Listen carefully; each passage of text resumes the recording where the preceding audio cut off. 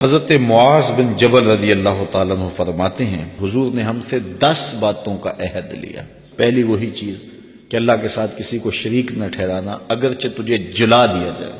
اور تجھے قتل کر دیا جائے۔ دوسری وصیت یہ کی کہ اپنے والدین کی کبھی نافرمانی نہ کرنا، اگرچہ تجھے تیرے گھر سے نکال دے، تیرے اہل سے نکال دے، بچوں سے دور کر دے، لیکن پھر بھی ان کی نافرمانی نہیں کرنی،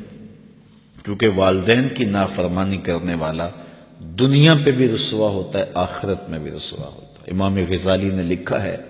کہ ایک جرم ایسا ہے کہ جس کی سزا آخرت میں تو ہے ہی ہے، دنیا میں بھی ضرور ملتی ہے، وہ والدین کی بے ادبی ہے، اور ایک نیکی ایسی ہے جس کی جزا آخرت میں تو ہے ہی ہے،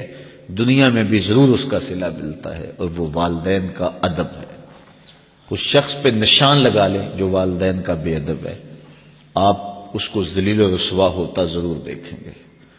اور اس شخص پہ بھی نشان لگا لیں جو والدین کا مؤدب ہے، فرما بردار ہے، اس کی پگڑی کا کلس کبھی نیچا ہوتا نہیں دیکھیں گے آپ۔ تو والدین کے ساتھ اس نے سلوک کرنے کی تلقین کی گئی۔ حضور نے تیسری وصیت یہ کی کہ فرض نماز جان بوجھ کے ترک نہ کرنا، جس نے جان بوجھ کے فرض نماز ترک کی اللہ اس سے اپنا ذمہ اٹھا لیتا ہے۔ اللہ کا ایک ذمہ ہوتا ہے جو بندوں کا اس نے لیا ہوتا ہے اپنے محض کرم سے، تو پھر وہ ذمہ اٹھا لیتا ہے۔ پھر وہ دیکھیے اللہ ذمہ اٹھا لے تو پھر وہ سوائے ذلیل ہونے کے اور کیا اس کا مقصود ہوگا، تو ذلت ہی ذلت اس کا مقدر ہوگا۔ اللہ اکبر۔ آج ہم کہتے ہیں پوری دنیا کے اوپر کہ مسلمان کیوں ذلیل اور کیوں رسوا ہو رہے ہیں،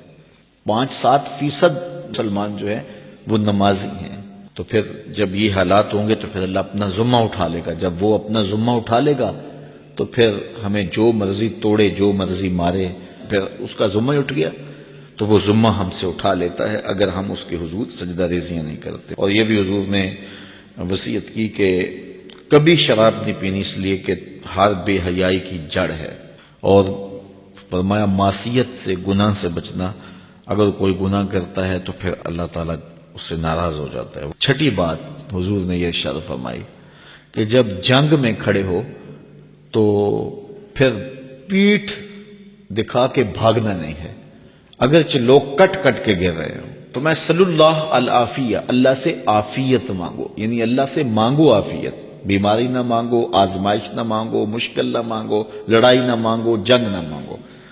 لیکن اگر پڑ جائے تمہارے اوپر تو پھر استقامت دکھاؤ، پھر بھاگنا نہیں ہے، اور یہ کبائر میں سے جنگ سے بھاگ جانا۔ تو فرمایا کہ اگرچہ لوگ کٹ کٹ کے گر رہے ہوں تو جنگ سے بھاگنا نہیں ہے، اور یہ بھی وصیت لی کہ کسی جگہ پہ کوئی بیماری آ جائے اور لوگ موت کا شکار ہو جائیں تو پھر ثابت قدم رہنا ہے، وہاں کو چھوڑ کے بھاگنا نہیں ہے۔ اور 8ویں وصیت حضور نے یہ لی کہ اپنے اہل و عیال پر، اپنے بچوں پر، اپنی بیوی پر اپنی استطاعت کے مطابق کھل کے خرچ کرو، بخل نہ کرو، ان سے ان کی ضروریات کو صحیح پورا کرو۔ اور 9ویں حضور نے یہ وصیت کی کوڑا لٹکا کے رکھو، ان کو ادب سکھانے کے لیے، دین سکھانے کے لیے، اور ان کو اچھائیوں کا خوگر بنانے کے لیے، برائیوں سے بچانے کے لیے باپ گھر کے اندر جو ہے وہ کوڑا لٹکا کے رکھے، چھڑی لٹکا کے رکھے۔ یعنی مطلب کیا کہ اولاد کو پتہ ہو کہ اگر ہم نے نافرمانی کی اور اللہ کے حکموں کو توڑا، ہم نماز نہ پڑھی، تو پھر یہ ہمارے اوپر ڈنڈا برسے گا بھی۔ تو ان کو جو ہے وہ اس طرح ان کے اوپر جو ہے یہ پریشر رکھو۔ اور 10ویں وصیت یہ کی کہ ان کے سینے میں اللہ کا خوف، اللہ کی خشیت پیدا ہونی چاہیے۔ جس سینے میں اللہ کی خشیت ہوتی ہے اس سینے میں کسی اور کا ڈر نہیں ہوتا۔